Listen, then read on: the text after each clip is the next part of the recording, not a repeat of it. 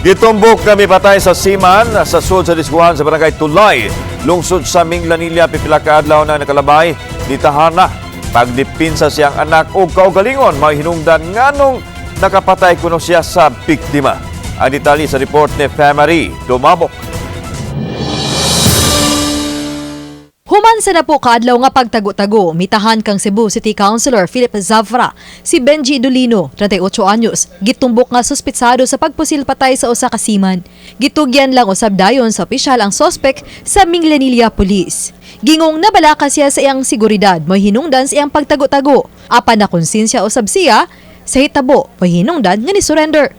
Saysay pa niya nga depensa sa iyang anak ug kaugalingon ang rason nga naposila niya ang biktima nga si Nilbert David, 25 anyos, usa ka seaman, so sa usa ka diskuhan sa barangay Tulay. Siguro tungod sa ato ang information dissemination, labi na nag-public notice sa atong page as to the whereabouts and identity sa atong suspect, nitabang ang iyahang mismong mga kaliwatan nga giawhag siya sa pag-surrender. Ako gusto na pusilan siya ma'am kay ako di ko maglabot ito niya.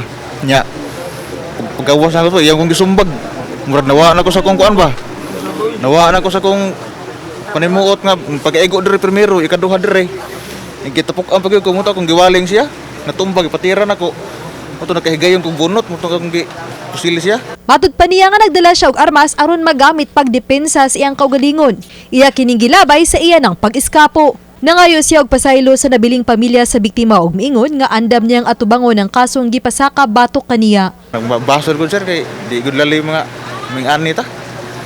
Isa ko ni magmahay ni sir nga malayo sa pamilya.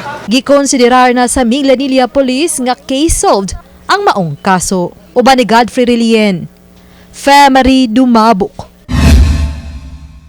Balitang Bisdak.